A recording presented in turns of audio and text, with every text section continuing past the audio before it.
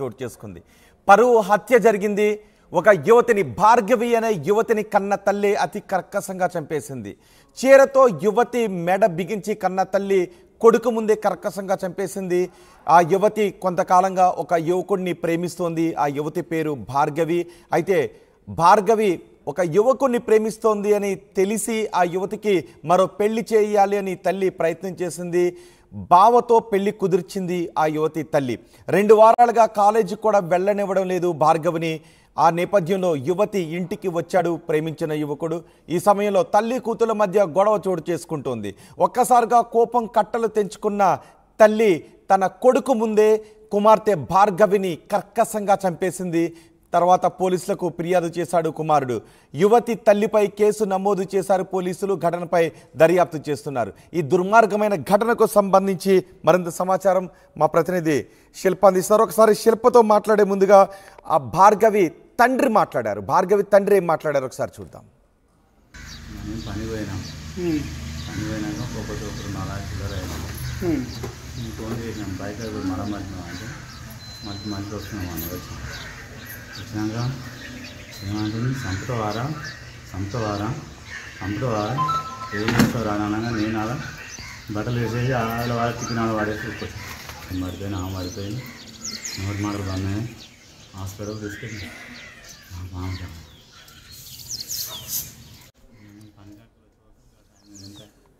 భార్గవి తండ్రి మాట్లాడుతూ ఉన్నారు. తల్లి అత్యంత కర్కశంగా కిరాతకంగా తను కని పెంచిన కూతుర్నే ప్రేమించింది అనే కారణంతో కర్కశంగా చంపేయడం అక్కడ పెద్ద ఎత్తున చర్చనీయాంశమైంది. ఈ విషాద ఘటనపై మరింత సమాచారం మా ప్రతినిధి శిల్ప అందిస్తారు. శిల్ప, ఈ ఘటన గురించి ఆ చుట్టుపక్కల వాళ్ళు ఏమంటున్నారు? తల్లి అంత కర్కశంగా ఎలా చంపగలిగింది? ఆ కుమారుడు ఏం చేస్తున్నాడు? కొడుకు కూడా పక్కనే ఉన్నాడు అని తెలుస్తుంది. కొడుకు ఏజ్ ఎంత ఉంటుంది? ఆ కుమారుడు ఏం చేస్తున్నాడు తల్లి కూతురుని చంపుతున్న సమయంలో? ఎస్ రోహిత్, దండు మైలారం గ్రామంలో దారుణ హత్య కన్నా పరువు హత్య జరిగిందని చెప్పుకోవాలి. ఎవరైతే మోతే భార్గవిని కన్న తల్లే కసాయిగా మారి చంపారు. సో ఎప్పుడైతే భార్గవికి దండు మైలారం చెందిన యువకుడితో ప్రేమలో ఉన్నది. ఈ నేపథ్యంలో నువ్వు అతన్ని పెళ్లి చేసుకోవద్దు, ఎవరైతే బాగుంటారో భావన చేసుకోవాలని తల్లి ఒత్తిడి చేసింది. సో ఈ క్రమంలో ఈ ఒత్తిడి మేరకు తను డిగ్రీ ఫస్ట్ ఇయర్ చదువుతుంది ప్రస్తుతం. సో తల్లి ఒత్తిడి మేరకు తను కాలేజీకి వెళ్ళడం కూడా బంద్ చేసింది గత 2 వారాలుగా.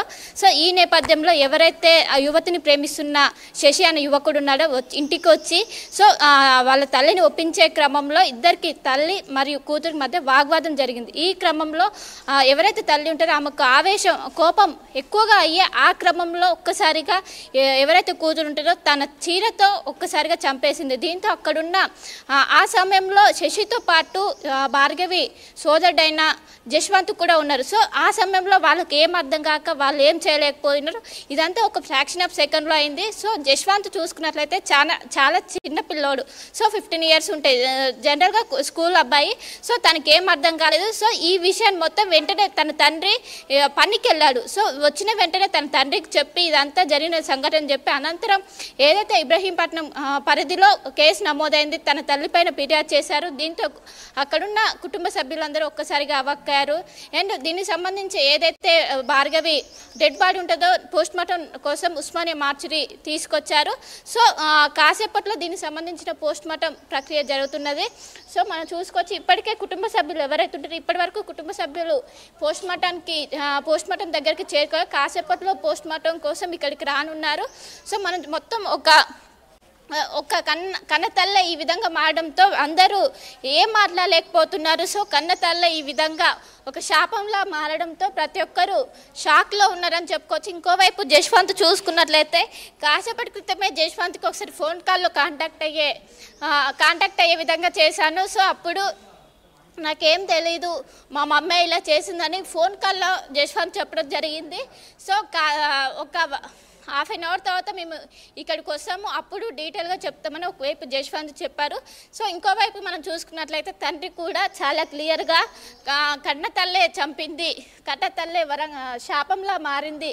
సో ఏదైనా ఇలాంటి ఇష్యూ ఉంటే ఒప్పించాలి, కన్విన్స్ చేసే విధంగా ఉండాలి, కానీ ఈ విధంగా ప్రేమిస్తున్నారని ఇలా చేయడం కరెక్ట్ కాదు. గత కొన్ని రోజులు కూడా చాలా ఒత్తిడి చేస్తున్నారు. సో ఒత్తిడి చేస్తున్నారు, నువ్వు ఆ అబ్బాయిని చేసుకోవద్దు. ఎప్పుడైతే ఇంట్లో ప్రేమ విషయం తెలిసిందో అప్పటి నుంచి కొట్టడం కావచ్చు, ఈ విధంగా అనేక దాడులకు పాల్పడ్డారని తల్లి ఒకవైపు తండ్రి చెప్పారు. సో ఈ నేపథ్యంలోనే కానీ ఆ సమయంలో మీరు అంటున్నట్టు జశ్వంత్ అక్కడే ఉన్నాడు, ఆ యువతి ప్రేమిస్తున్న యువకుడు అక్కడ ఉన్నాడు. మరి వాళ్ళు అడ్డుకునే ప్రయత్నం చేయలేదా? గొంతు నులిమి చీరకొంగుతో గొంతు నులిమి చంపుతూ ఉన్నప్పుడు కనీసం వాళ్ళు అడ్డుకోలేదా? అంటే కన్న తల్లి అంత జస్ట్ బెదిరించడం కోసం అట్లా చేస్తుందని వాళ్ళు ఊహించారని ఒకవైపు చెప్తున్నారు. సో ఇంత చనిపోయేంత వరకు వస్తుందని ఎవరు కూడా ఊహించలేదు. జస్ట్ ఇట్లా భయపెట్టడం కోసం, బెదిరించడం కోసం అలా చీరం తీసి ఇలా చేస్తుందని అనుకున్నారు. కానీ ఒక్కసారిగా అందరూ ఊహించినట్టు వాళ్ళు అప్పటికీ షాక్లోనే ఉండిపోయారు. జశ్వంత్ చూసుకున్నట్లయితే వాళ్ళని ఎదిరించేంత కూడా ఉండదు, ఎందుకంటే చాలా చిన్న పిల్లోడు, 15 సంవత్సరాలు. ఈ క్రమంలోనే తనకేం తెలియకుండా పోయింది. సో దీనిపైన ఒక్కసారిగా చేసేసరికి వాళ్ళకి ఫ్రాక్షన్ ఆఫ్ సెకండ్లో వాళ్ళకి ఏం అర్థం కాలేదు, ఏం జరుగుతుందో. వాటి నుంచి తేలుకునే లోపు శవమై తేలింది. సో మొత్తం మీద అప్పటికి ఎవరు ఏం చేయలేని పరిస్థితి మొత్తం మీద తలెత్తింది. సో దీనికి సంబంధించి ఉస్మానియా హాస్పిటల్కి తరలించారు. ఏమన్నారు చుట్టుపక్కల ఉన్న వాళ్ళు? ఏమన్నారు? తల్లి ఇంత దారుణానికి, ఇంత కర్కసానికి ఒడిగట్టి పరువు హత్యకు పాల్పడిందని తెలిసిన తర్వాత ఆ చుట్టుపక్కల ఉన్న వాళ్ళు ఏమంటున్నారు? సో మొత్తం మీద అందరూ షాక్ అయ్యారు.